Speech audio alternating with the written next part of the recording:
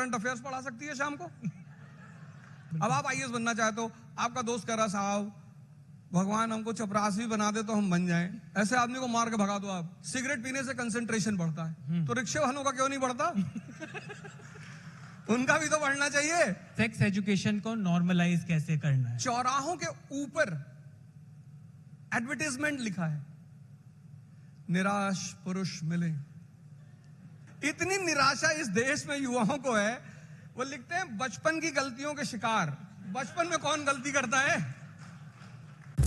और सर आप आईएएस की कोचिंग देते हैं, आप मोटिवेशनल स्पीकर भी हैं। हमारा जो सेशन है उसका नाम है क्रैश कोर्स। तो क्या आईएएस बनाने के लिए भी कोई क्रैश कोर्स होता है क्या? कोई 30 दिन में आईएएस बन जाओ, 24 घंटे में आईएएस बना देते हैं, कुछ ऐसा भी होता है क्या? शोले एक मूवी थी, तो उसमें एक बड़ा प्यारा डायलॉग था। तो हेमा मालिनी अमिताभ बच्चन जी से निशाना लगाना सीखती है, तो कहती मैं तो तुम्हें, वो अमिताभ बच्चन साहब कहते हैं कि मैं तो तुम्हें 2 दिन में सिखा दूंगा। धर्मेंद्र जी कहते हैं कि मैं तुम्हें 2 दिन में सिखा दूंगा।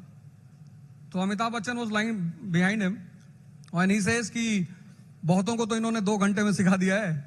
तो ऐसा कोई शॉर्टकट नहीं है, you should have a very good background जी। तो वो स्ट्रांग बैकग्राउंड जिसकी है उसकी हम फिनिशिंग करते हैं एज अ कोच। तो we as a coach do the finishing for the people and those who understand they qualify IAS. Sir माना जाता है कि आईएएस इंडिया की सबसे पावरफुल जॉब है, तो जो जॉब अपने आप में इतनी पावरफुल है उसके लिए इतनी मोटिवेशन देने की क्यों जरूरत है? वो तो अपने आप में काफी मोटिवेटिंग चीज हो गई। नहीं, तपस्या करते वक्त कभी कभी आदमी को दुख भी होता है। जैसे हमारी एक स्टूडेंट है टीना दावी, राजस्थान कैडर की जी।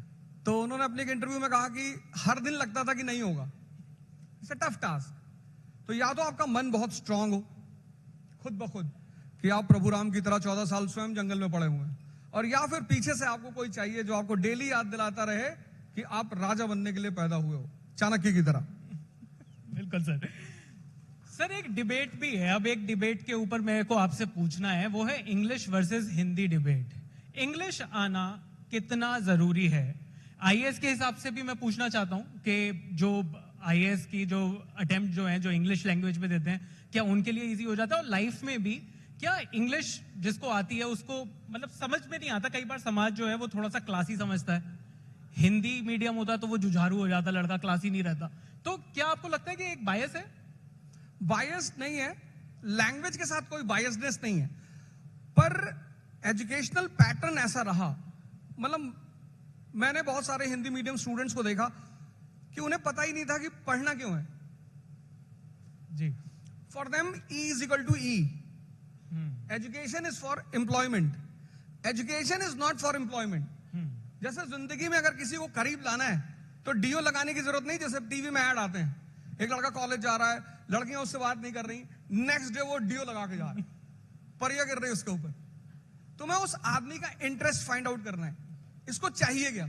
अगर एजुकेशन में 2 चीज नहीं है, क्यूरियोसिटी और लर्निंग, तो इट इज अ वेस्ट। तो मेरा मानना यह है कि बायसनेस नहीं है, एजुकेशनल पैटर्न। मतलब हमारा जो पढ़ाने का तरीका है, हम लोगों को रटा रहे हैं।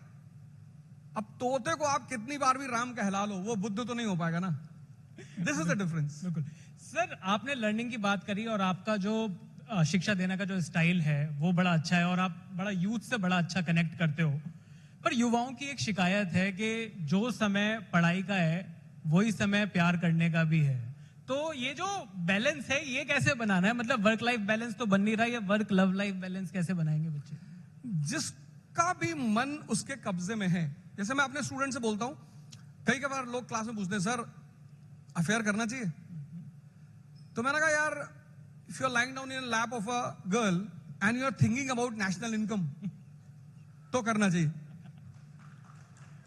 कि आपका मन किसी चीज से डिस्टर्ब नहीं हो रहा है। कभी कभी जैसे एक बार मुझे बड़ा रिप्रिमेंड किया गया कि एक लड़के ने मुझसे पूछा कि सर कितने घंटे पढ़ना चाहिए। तो मैंने उससे पूछा कि गर्लफ्रेंड है? उसने कहा नहीं है। मैंने कहा मैं नहीं बताऊंगा। तो उसने मैनेजमेंट जाके शिकायत कर दी कि साहब my father has sent me here to study and mister Roja was saying you should have a girlfriend. तो मैनेजमेंट ने मुझे बुलाया, उसने लिख कर दिया अर्जेंट। मैं समझ गया कोई कांड हुआ है। He was also standing there. तो मैनेजमेंट ने कहा Roja why you talk like this? मैंने कहा सर मैंने इससे सिर्फ इतना पूछा था कि यू हैव अ गर्लफ्रेंड। इसने सर ये तो नाराज हो गया। मैं इसको ये बता रहा था कि जैसे पार्कों में लोग बैठे हैं कपल्स, सुबह 8 बजे से रात 8, वहां तो वो समय नहीं पूछते,